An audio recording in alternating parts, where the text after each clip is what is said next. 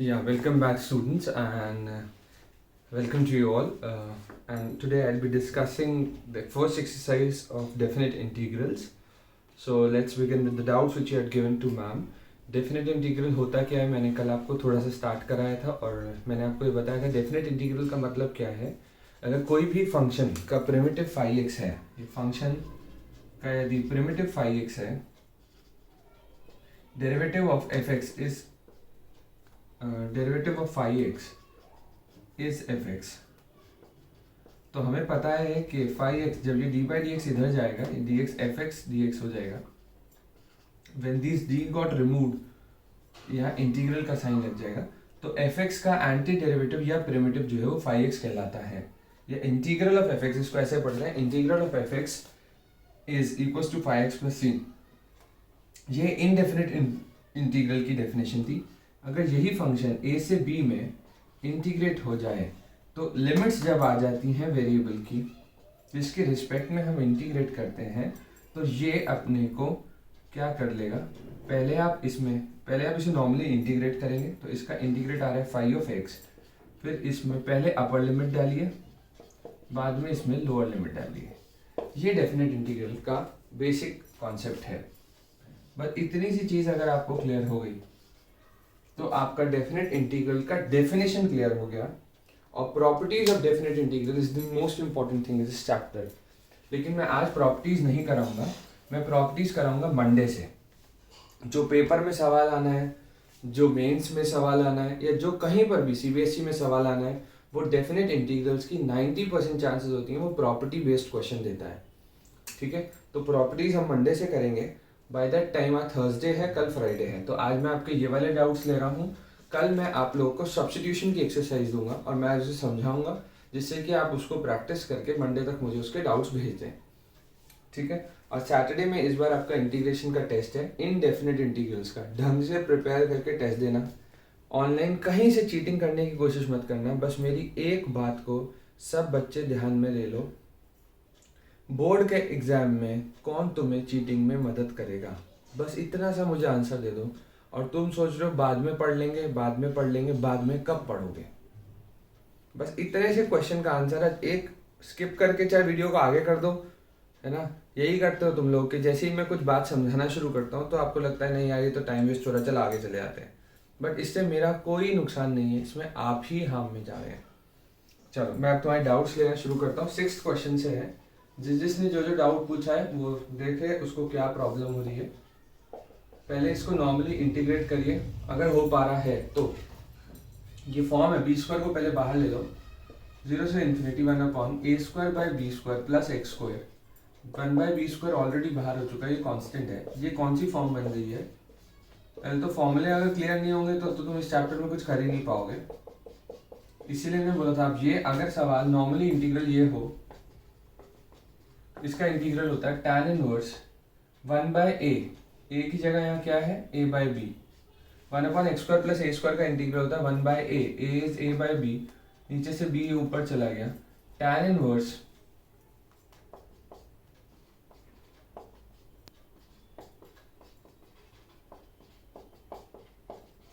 ये हुआ इसका integral.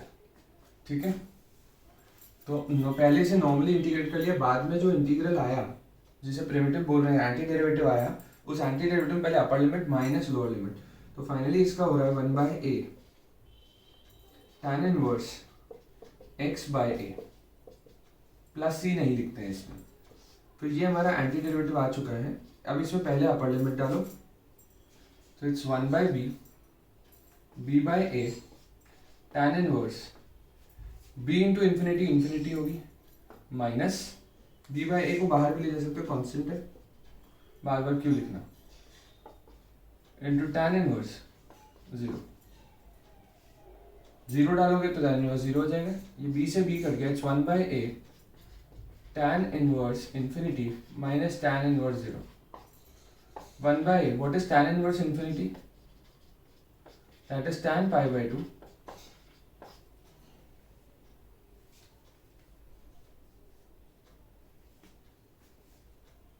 What is tan 0? Is nothing but this. So answer आपका हो गया ये तो tan इस tan 0, ये tan से tan गया तो 0, ये इससे गया तो इस पाई बाई 2 है। बुक ने शायद आंसर, अब एक बार जरा मेरे साथ ढंग से फिर से देख लो कि बी स्क्वायर था, मैंने बी लिख लिया था, तो एक कटेगा, एक बच जाएगा, so it's pi by 2ab। So answer to this integral is pi by 2ab। अभी इसका एग्जैक्टली मीनिंग क्या होता है वो हम पढ़ेंगे एप्लीकेशन ऑफ डेरिवेटिव में। इस फंक्शन का मतलब क्या होता है। नेक्स्ट क्वेश्चन, क्वेश्चन नंबर 8, 0 से infinity e to the power minus X dx। पहले e to the power minus X का integral minus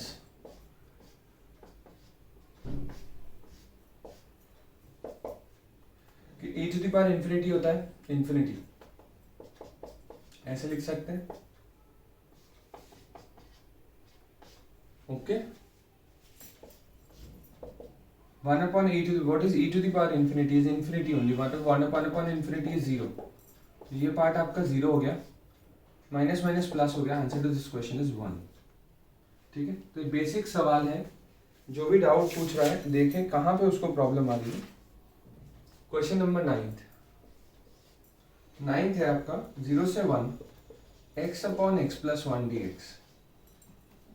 now it's very simple, आप बाद में करिएगा +1 -1 करके, नॉर्मली जैसे इंटीग्रेशन करते थे, अगर इंटीग्रेशन आती है तो ही डेफिनेट इंटीग्रल्स पढ़ पाएंगे, इसलिए मैं बार बार एक बात बोल रहा हूँ, मैंने दूसरा बैच चला दिया है, बाद में आप रिग्रेट करो यार मेरे को इंटीग्रल तो आ नहीं रहा है ना। अब कई कई बच्चे मुझे फ़ोन करके बोल रहे हैं भैया मेरी ना बस एक फॉर्म रह गई है, भैया मेरी ना एक ये रह गई है, तो मैं रिविजन बैच ज्वाइन करूँ। अरे भाई तुम्हारा कॉल है, लेकिन दोनों साथ साथ नहीं चलाओ, क्योंकि फिर दोनों नाव में सवार होगे तो दोनों डूब जाओगे। 0 से 1 x plus 1 minus 1 upon x plus 1, मेरे पास x अपॉन एक्स प्लस 1 था, मैंने +1 -1 कर दिया, इसको स्प्लिट कर दिया, 1/1 ये चीज़ आ गई, 1 का इंटीग्रल हो गया x, पहले इसका हो गया log x प्लस 1, और अब लिमिट डालो 0 से 1, पहले 1 डलेगा, 1 माइनस log 2, ये अपर limit minus lower limit 0 minus log 1। What is log 1? log 1 is also 0,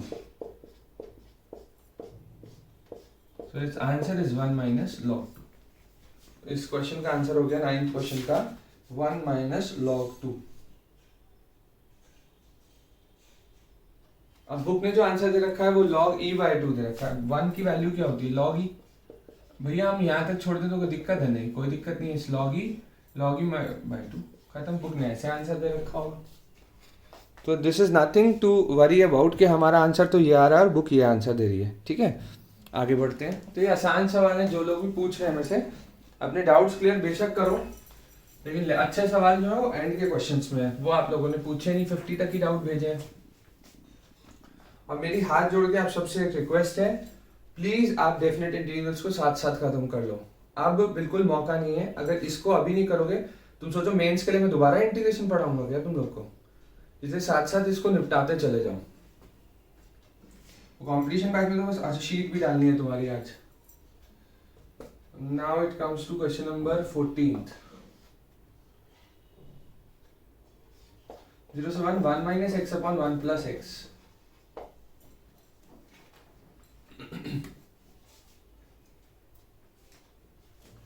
one minus X upon 1 plus x,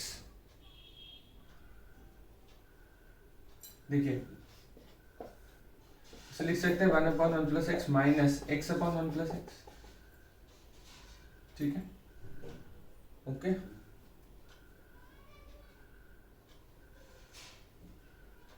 अब इस इंटीग्रल को सॉल्व करना मैंने सिखाया था, 0 से 1 0 से 1। ठीक है, वैसे तो डिग्री सेम की, पहले डिवाइड कर दो, और तो बहुत सारे और भी तरीके हैं, लेकिन क्योंकि अभी तुमने मैंने प्रॉपर्टी पढ़ा ही नहीं है, इसलिए मैं ये सब चीज नहीं कर रहा हूँ।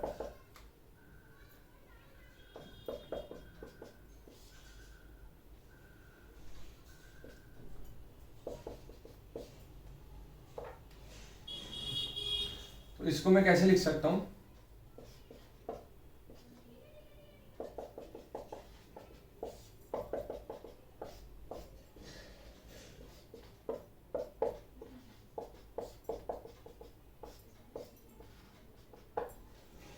ओके, अब इसको हम अलग अलग कर सकते हैं। ये 2 बाहर ले लो। अभी मैंने इसको इंटीग्रेट करा था आप लोग के लिए x/1 + x को पिछले ही सवाल में, 9th में मैंने x/1 + x को किया था आप लोग के लिए इंटीग्रेट, और डेफिनेशन लिमिट्स थी, और इसका आंसर हमारा आया था log e/2। तो इसी तरीके से यहाँ डाल दो। 1 का हो गया आपका x 0 से 1 माइनस इसका डायरेक्ट पूरा 2 तो बाहर है, इट्स log e/2। तो it's nothing but 1 - 2 log e/2। ये ज़्यादा अच्छा सवाल है, 9th भी यूज हो गया इसमें। ये डायरेक्ट लिखा मैंने, पहले मैंने प्रूव कराया था ये कैसे हुआ। ये पेपर हम डायरेक्ट यूज कर सकते हैं? नहीं नहीं नहीं, ये तो मैंने करा था अभी, तो इसलिए मैंने यूज कर लिया। आफ्टर 14 is 15th, 0 से पाई 1/1 + sin x। जब भी ये सवाल आता है 1/1 + sin x, ठीक है, तो इसमें मैं एक ही काम करता हूँ आप लोग के लिए, क्या 1 - sin x से ऊपर भी मल्टीप्लाई कर दिया, नीचे भी।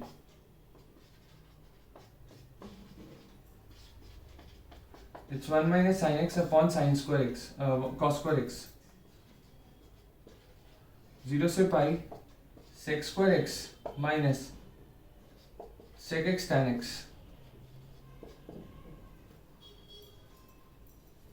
ये टूट गया, 0 से पाई sec square x dx minus 0 से पाई sec x tan x dx। sec square x का tan x का डिफरेंशिएशन होता है sec square x, तो sec square x का इंटीग्रेशन होगा tan x 0 से पाई माइनस sec x का डिफरेंशियल होता है sec x tan x, तो sec x tan x का इंटीग्रल होता है sec x 0 से पाई। इसमें डाला tan पाई माइनस tan 0 अपर limit minus lower limit sec pi minus sec 0। ठीक है, बस हो ही गया सारा, वैल्यू सब पता है आपको। क्वेश्चन नंबर 15, tan पाई तो आपके लिए 0 ही होता है, ये आपका -1 होता है, -1 आपका हो गया ये 0 माइनस -1 -2 पे माइनस लग गया तो फाइनली इट्स 2, -2 पे माइनस लग गया तो it's 2 in answer. Okay, question number 16। तो अभी तक जो सवाल ठीक ठाक करे उनमें से एक सवाल ये है, ये आ सकता है बोर्ड एग्जाम्स में। Question number 16, what does this question number 16 says? -π/4 से π/4 1/1 + sin x। फिर सेम सा सवाल है, ठीक है। जब प्रॉपर्टीज पढ़ लेंगे तो ये सवाल एक लाइन में हो जाएंगे, बट अभी क्योंकि प्रॉपर्टीज नहीं पढ़ी है तो इसलिए मुझे पूरा कराना पड़ रहा है इसको। वैसे ही 1 - sin x upon cos square x को ब्रेक कर लिया, क्या हो जाएगा sec square x dx minus -π/4 से π/4 sec x tan x। sec square x का क्या हो गया tan x -π/4 से π/4 माइनस इसका हो गया sec x -π/4 से π/4। tan π/4 हो गया 1 माइनस लोअर लिमिट वो -1 हो जाएगा और ये +1 हो गया माइनस sec π/4 आपका हो गया 1/√2। और आपको पता है सेकंड क्वाड्रेंट में sec -π/4 को फिर 1/√2 ही देता है, 1/√2 नहीं √2 में cos का आंसर है, answer is 2। This was question number 16। ठीक है, क्वेश्चन नंबर 20।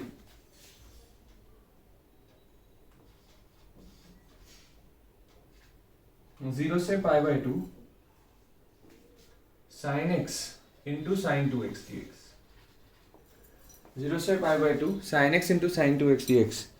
अब तुम्हारे देखो सारी इंटीग्रल की प्रैक्टिस हो रही है या नहीं हो रही है? बेसिक इंटीग्रल्स, अगर आपके बेसिक इंटीग्रल स्ट्रांग है तो आप ये एक्सरसाइज एक दिन में आपको इतनी देर लगाने की जरूरत नहीं है, बोरिंग लगेगा जिन लोग को आता है पूरा इंटीग्रल। अब ये हो गया sine x sign 2x, right?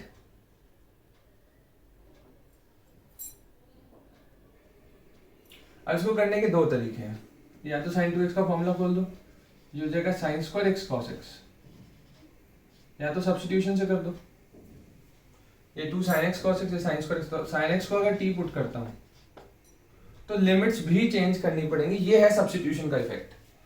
अब जब आप ये x की लिमिट्स हैं, अब आप फंक्शन को जब t में लेके जा रहे हो, पहले तो आप डायरेक्ट लिख देते थे ना t स्क्वायर dt, लिमिट्स भी अब t की लगेंगी, जब x 0 तो t 0 साइन 0, अगर x पाई बाई 2 तो t 1, तो लिमिट्स हो गई 0 से 1।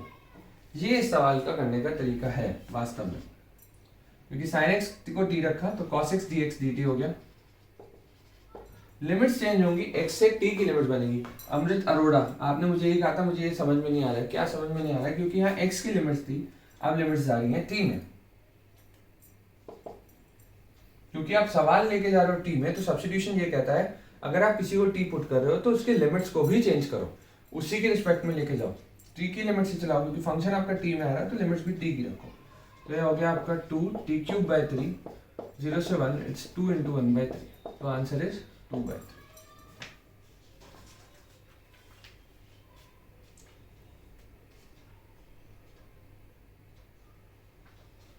Moving to next question, question number 23.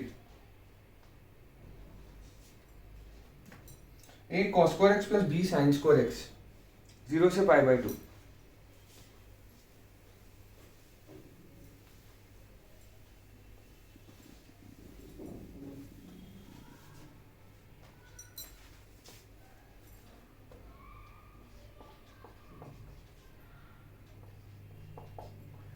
A square cos square X plus B square sine square X dx, ये हो गया ए स्क्वायर 0 से pi by 2 cos square X dx, 0 से pi by 2 B square sine square X dx।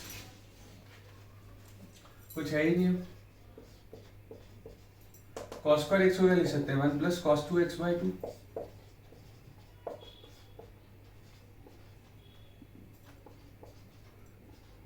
1 minus cos 2x by 2, ये हो गया ए square by 2 you are getting it common, यहाँ हो गया 1 का हो गया x, cos 2x का क्या हो गया sin 2x बाई 2, 0 से pi by 2 plus B square x minus sin 2x by 2, 0 से पाई बाई 2, डालो पहले upper limit, it's pi by 2 plus sine pi by 2 minus 0 डालेगा plus sine 0 that is again 0, तो लोअर लिमिट ने तो इसको 0 ही रखा है, प्लस बी स्क्वायर, इसको डाला तो it's pi by 2 minus sign pi by 2, यहाँ पाई बाई 2 डालेगा तो 2 से 2 कट जाएगा, ये नीचे वाला 2 है, minus 0 minus 0। So finally the answer to this question is a square pi by 2 plus sine pi by 2 की वैल्यू 0 ही है, साइन पाई 0 होता है, इसीलिए तो बोलते थे बेटा ढंग से पढ़नी चाहिए ट्रिग्नोमेट्री। मजाक में ले लिया ना तुमने सारी बातों को, तो इस समय परेशान होते हो। क्वेश्चन नंबर 26,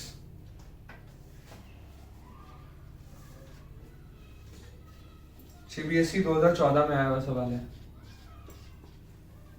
0 से पाई बाई 2, तो 23 का आंसर आप लोगों ने देख लिया होगा।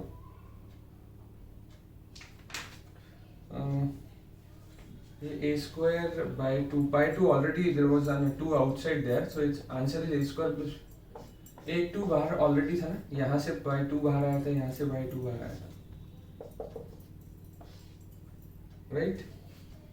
Now 0 से पाई बाई 2, क्वेश्चन नंबर 26, 0 से pi by 2 sin x square sin x।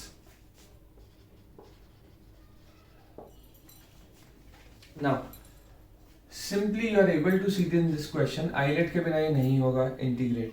तो पहले मैं एक्स स्क्वायर साइन एक्स को इंटीग्रेट करता हूँ, इंटीग्रेशन बाय पार्ट से ये इंटीग्रेट होगा, दो फंक्शन जब मल्टीप्लाई होते हैं, देखो इंटीग्रेशन प्लस और माइनस में टूट रहा है, जब प्लस था तो इसने इस पे लिमिट लगा दी, प्लस इस पे लिमिट लगा दी, लेकिन मल्टीप्लिकेशन और डिवीजन में नहीं टूटता है। तो एक्स स्क्वायर साइन एक्स यदि मेरे पास है तो आइलेट के हम रूल फॉलो करेंगे, by parts will integrated first. तो integral of x sine x, x square तो बाद में लिमिट डालेंगे, पहले हम क्या निकाल लेते हैं, integration of x square sine x D x. तो आइलेट फॉलो होती है, अलजेब्रिक फर्स्ट रखा जाता है, ये सेकंड होता है। फॉर्मूला होता है first into integral of second, तो साइन एक्स का इंटीग्रल हो गया माइनस कॉस एक्स, ठीक है, माइनस डिफरेंशिएशन ऑफ फर्स्ट वो हो गया 2x, 2 कांस्टेंट है, इंटू इंटीग्रल ऑफ सेकंड, तो साइन एक्स का इंटीग्रल होता है minus cos x D x. ये आ गया, तो इसका इंटीग्रेट करके हम यहाँ पहुंच गए।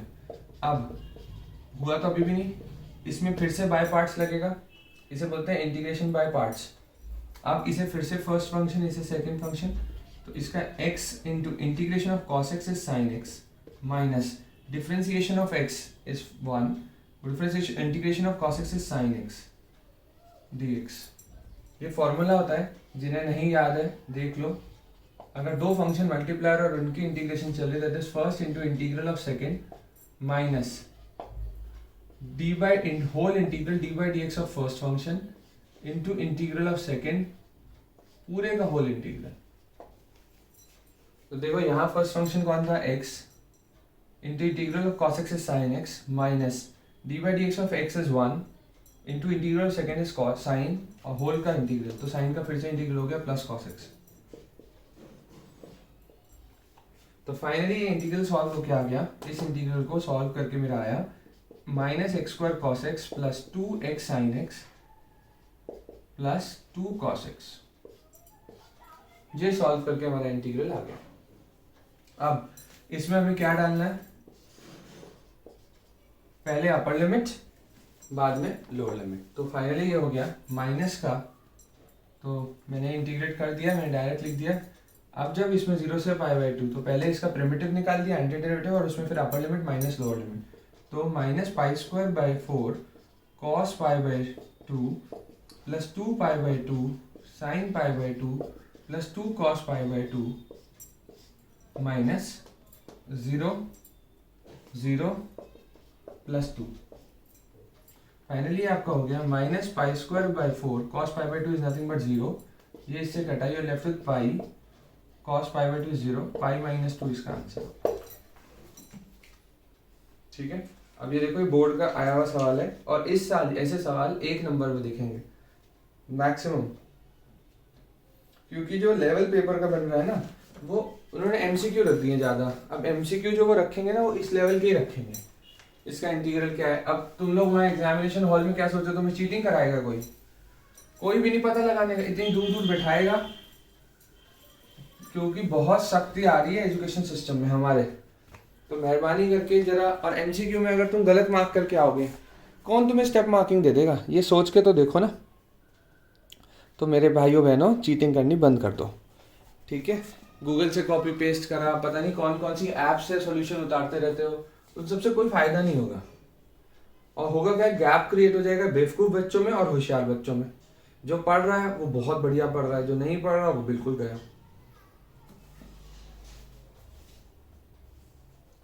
क्वेश्चन नंबर 20, मैंने कौन सा करा अभी, 26 करा है, 30 बिल्कुल सेम स्टेप्स पे है। 0 से pi by 2 x square cos 2x। तो पहले आप इसे बाय पार्ट से करो इंटीग्रेट, डबल लगेगा। मैं इसको, जिनको नहीं आता है 1 मिनट बाद में लिमिट डालेंगे।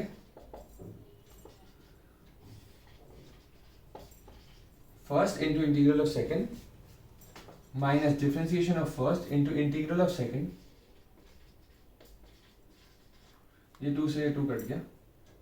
अब इसमें फिर से लगेगा बाय पार्ट्स, क्योंकि दो फंक्शन है, एक अलजेब्रिक है एक ट्रिग्नोमेट्रिक है। इसको फर्स्ट लिया, इसको सेकंड लिया, ये हो गया cos 2x माइनस का cos 2x by 2 minus D by D X of x हो गया 1, इसका हो गया माइनस cos 2x बाई 2, और cos 2x बाई 2 का हो गया sin 2x बाई 2। फाइनल लिख दिया मैंने। अब बच्चों को यही गड़बड़ हो जाती है, भैया ये कैसे लिखा आपने, अरे ऐसे कैसे कुछ नहीं करा भाई। First into integral of second minus D by D X of first वो एक्स हो गया, साइन टू एक्स का क्या हो गया माइनस कॉस टू एक्स, तो ये प्लस हो गया बाई टू। अब कॉस टू एक्स का क्या होगा, कॉस टू एक्स का हो जाएगा sign to x by two, पहले ऑलरेडी टू था तो sign to x by four, यही मैंने लिखा था। अब ये आपका बन गया, माइनस अंदर ले जाओ तो ये प्लस हो गया और ये माइनस हो गया। अब ये पूरा इंटीग्रल है, जैसे इस पे लिमिट लगा रहे हैं तो 0 से पाई बाय टू, इसे हटा दो,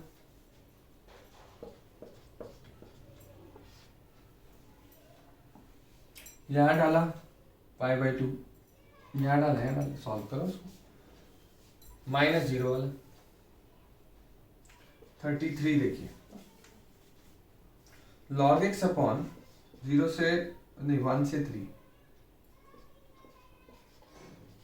log x upon x plus 1 का whole square. Good question, mark कर लीजिएगा। log x upon 1 plus X का होल स्क्वायर, राइट। अगर मैं log x को t पुट करता हूँ तो उससे 1 बाय एक्स आएगा, और तो कुछ बन नहीं रहा, मैं वो दिख नहीं रहा मुझे कहीं, तो बाय पार्ट्स लगाने का सोचा। आइलेट के हिसाब से लॉगरिथमिक फंक्शन, क्योंकि दो फंक्शंस मल्टीप्लाई हो रहे हैं, एक log x है, एक 1 अपॉन एक्स प्लस 1 का होल स्क्वायर है। आइलेट के हिसाब से लॉग फंक्शन फर्स्ट होता है, ये सेकंड होता है, तो करते हैं, बाद में लिमिट डालेंगे, पहले इंटीग्रेट कर देते हैं। तो log x का log x into integral of 1 upon 1 plus X का होल स्क्वायर dx, ये फर्स्ट क्लास की बात है। ये आपका इंटीग्रल हो जाएगा 1 plus X to the power minus 2 plus 1 upon minus 2 plus 1, that is nothing but minus 1 by minus 1, that is nothing but minus 1 upon 1 plus X minus, तो इसका इंटीग्रल क्या आया, ये differentiation of first is 1 by X into integral of this, that is पूरे का whole integral. अब जो बच्चे ये इंटीग्रल ऐसे नहीं लिख पा रहे हैं वो मेरे से आज रात को बात करेंगे, ठीक है, ओके। अब ये बाद में लिमिट डालना। अब इसको पार्शियल फ्रैक्शन से और तोड़ सकते हो, it's 1 plus X minus X upon x into 1 plus x, तो ये x प्लस 1 बाई एक्स, तो इसको मैं लिख सकता हूँ integral of 1 by x minus integral 1 upon 1 plus x. इसका इंटीग्रल आपका क्या हो गया, तो फाइनली हो गया minus log x 1 plus x plus log x minus log 1 plus x, तो लॉग ए माइनस लॉग बी क्या होता है, लॉग ए बाई बी। तो हमें लिमिट डालने की जरूरत ही नहीं पड़ी है, पूरे का पूरा इससे क्या हो गया कैंसिल, तो आंसर इज 0। अब इसमें ना तो अपर लिमिट डल रही है और मेरा कुछ शायद साइन का कुछ गड़बड़ हो गया, you have to think of the question, it's 1 x plus 1, मेरे तो साइन में प्रॉब्लम हो गया, तो ये टॉइस आना चाहिए था, देखते हैं, wait, it's log x plus 1,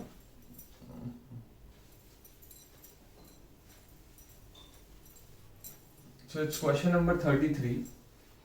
और कैलकुलेशन बहुत ध्यान रखना है, एक छोटी सी गलती तुम्हारा आप बिल्कुल आंसर गलत कर देगी, जैसे कि अभी हुआ, it's log x upon x plus 1 का होल स्क्वायर, लगना इसमें बाय पार्ट चाहिए, तो ये log x हो गया इंटू 1 अपॉन एक्स प्लस 1 का होल स्क्वायर हो गया।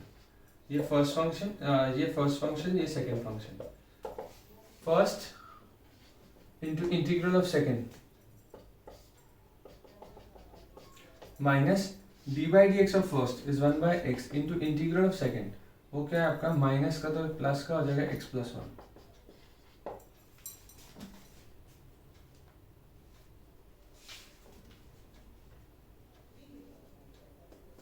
ठीक है।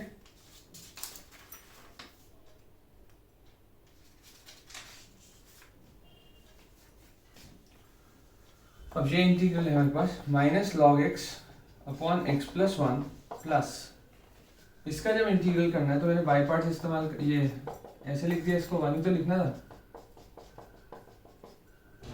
एक्स प्लस 1 से एक्स प्लस 1 कट गया,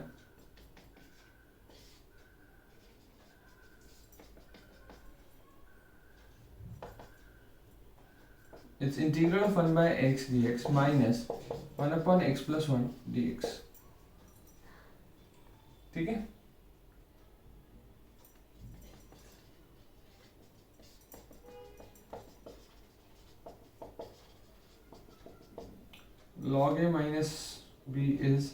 log a by b.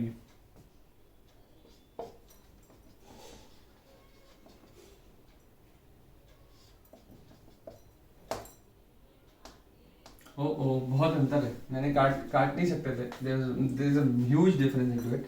This is log x upon x plus 1. सही था मेरा इंटीग्रल, बट पिछली बार मैंने पूरे पे ले लिया था. This integration was absolutely correct. दोनों में बहुत छोटी सी मिस्टेक है, इसमें जीरो आंसर दे के आ सकता है और ऑप्शन में भी मिलेगा जीरो, और छोटी सी गलती होगी और सारा आंसर गलत हो गया. भैया यहाँ है log x upon x plus 1, log x के नीचे, और जो ये है वो है log x upon x plus 1. दोनों में कितना जमीन आसमान का अंतर है. ये है log x की वैल्यू को x प्लस 1 से डिवाइड करो, यहाँ log x upon x plus 1 है, तो दोनों सेम नहीं है, दोनों अलग अलग हैं. तो पूरे फंक्शन के अबाउट है, ये इसमें वैल्यू डल रही. अब लिमिट डाल दो, दैट इज 1 to 3. तो फाइनली पहले 3 डालेगा, it's minus log 3 by 4 plus log 3 by 4, दोनों में अंतर है, minus log 1 by 2 plus log 1 by 2. log 1 आपका 0 होता है, तो ये तो आपका हट ही गया. log 1 by 2 आपका 2 to the power -1 होता है, तो इसे लिख सकते हैं 2, ये चीज. सो फाइनली ये प्लस हो जाएगा आपका.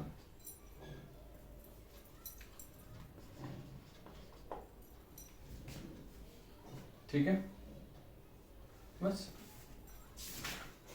सो answer to this question is it's log 3 by 4. इसको भी और सॉल्व कर सकते हो क्योंकि बुक ने कर रखा है. ये चीज़ है, इसे लिख सकते हो log 3 minus log 4 plus log 2. log 4 को लिख सकते हो 2 का स्क्वायर, ये 2 यहाँ आ गया, माइनस 2 log 2 प्लस log 2 कितना हो गया, माइनस log 2. जिन्हें log में प्रॉब्लम है ना, प्रॉपर्टीज अगर भूल चुके हो तो वीडियो में 2 मिनट बैक करके देखना, मैंने अभी में ही सब बताई है प्रॉपर्टीज, फिर भी समझ में ना आए कॉल करना. तो ये आपका हो गया 4 times of log 3 minus log 3 by 4, that is 3 by 4 log 3 minus log 2. ठीक है, बुक में आंसर यही दे रखा होगा. तो अच्छा क्वेश्चन है, मार्क कर लीजिएगा. छोटी सी ब्यूटीफुल अटेंटिव ध्यान देने वाली चीज थी, जिसमें पांव स्लिप हो सकता है. हम log x upon x plus 1 को कैंसिल ना कर दें जल्दबाजी में. ठीक है,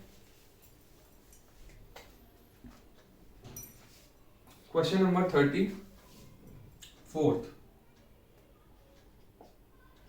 1 e to the power x by x 1 plus x log x. ये है सवाल.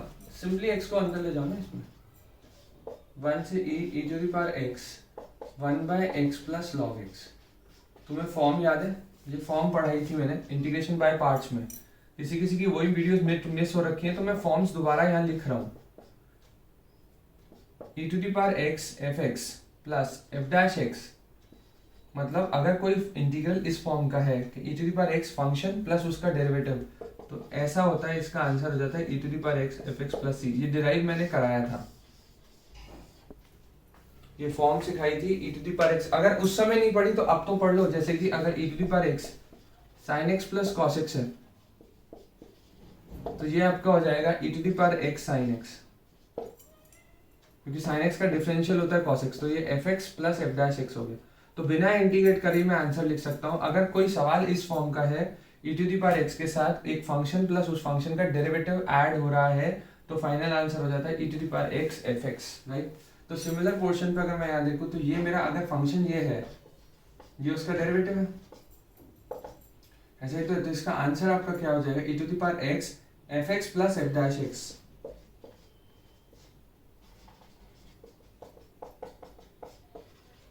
So this is my fx and this is my f dash x.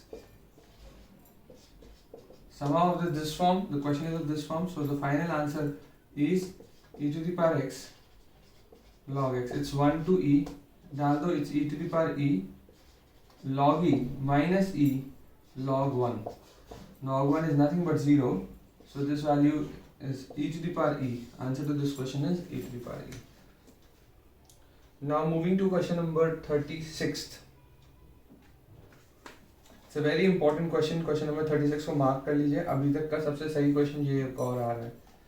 ठीक है, तो ये आज मैं आपके डाउट्स तो खत्म कर ही दूंगा, साथ साथ सब्स्टिट्यूशन भी मैं आपको सिखा चुका हूँ, तो नेक्स्ट एक्सरसाइज भी अपलोड करूंगा, प्लीज आप इन दोनों एक्सरसाइजेस को कर दीजिएगा। सब्स्टिट्यूशन में क्या है, अगर आप किसी को टी पुट करते हो इंटीग्रेट करने के लिए, तो आपको उसकी लिमिट्स को भी चेंज करना पड़ेगा और फिर आपको करना है।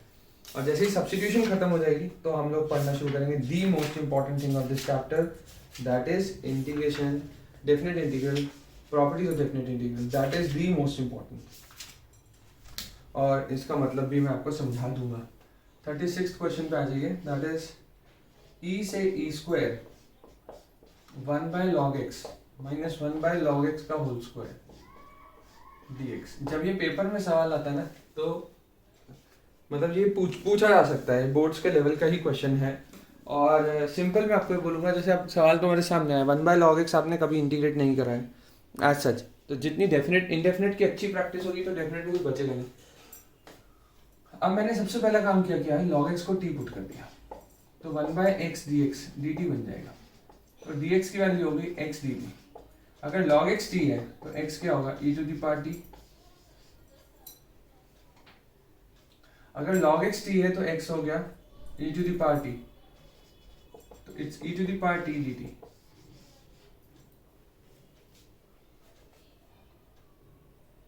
ओके, अब क्योंकि मैं फंक्शन को t में ले गया, सब्स्टिट्यूशन करी ना मैंने, तो मुझे लिमिट्स भी पुट करनी पड़ेंगी, ये चीज सिखा रहा हूं। अब देखो, log जब इधर से इधर जाता है तो e टू द पावर में चला जाएगा, अगर बेस यहाँ पर है। ठीक है, एग्जैक्टली प्रॉपर्टी ये होती है वैसे, log a base x is equal to, अगर y है तो a हो जाता है x to the power y, ये प्रॉपर्टी है कायदे में। तो ठीक है, अगर बेस कुछ नहीं होता log की प्रॉपर्टीज चलो मैं यहाँ स्टेट कर दे रहा हूँ क्योंकि बार बार यूज हो रही है। सबसे पहली बात तो ये log a base b, that is इसका मतलब होता है log a by log b। अब तो ढंग से पढ़ लो भाई, अगर बेस कुछ स्पेसिफाई नहीं हो रहा तो वो या तो 10 बेस है या वो e बेस है। अगर नेचुरल log है तो e बेस है, और अगर सिंपल log है तो 10 बेस है। ठीक है, इसके बाद दूसरी है log a बाय b। इन दोनों को अंतर है, log a by log b अलग चीज है, log a बाय b अलग चीज है, that is log a minus log b। log a b ये सब आपको मैंने डिफरेंशिएशन में भी पढ़ाई थी, log a plus log b। log a to the power b, भैया यहाँ तो बेस है, अरे तो मैंने पावर में डाल दी तो गलती थोड़ा ना होगी, b log a। और ये जो प्रॉपर्टी मैंने अब बताई, that is log a base b अगर किसी नंबर c के बराबर है तो a को लिख सकता हूँ b to the power c, log को हटाने का। ठीक है, तो इसी तरीके से यहाँ पर हुआ, log x को t रखा तो 1/x dx dt बन गया, तो dx की वैल्यू होगी x dt। अब x में भी चलेगा t में भी चलेगा, ऐसे तो होगा, तो x की वैल्यू क्या होगी e to the power t। ठीक, ये तो हमारी बेसिक बात होगी, लेकिन अब हमें लिमिट्स भी चेंज, तो फंक्शन चेंज हो गया, dx की जगह तो आ गया e to the power t dt, ये हो गया 1/t minus 1/t square. Limits भी तो चेंज होंगी क्योंकि अब फंक्शन t में चला गया, लिमिट्स x की थी, जब x e था तो log e की वैल्यू होती है 1, तो t 1 होगा। और जब x e स्क्वायर है तो log e स्क्वायर, ये पावर इधर चले जाएगी, इसको लिख सकता हूँ 2 log e, तो ये हो जाएगा 2e, तो ये हो गया 1 से 2। अब जरा फॉर्म देखो तो this is e to the power fx plus f dash x। अभी ये फॉर्म सिखाई थी, ये फंक्शन है, ये उसका डेरिवेटिव है, प्लस इसको ऐसे लिख सकते हैं ना, तो finally e to the power x fx, right. अब इसमें 1 और 2, तो it's e to the power 2/2 minus e to the power 1/1, खत्म। अब ये सवाल इस साल बोर्ड्स में तुम्हें दिखेंगे, सच्चाई है। मूविंग टू क्वेश्चन नंबर 39, और 39 के बाद सीधा 50th पूछा है। ऐसा लग रहा है जैसे किसी ने ना इनामी डीका करके डाउट्स पूछे हैं।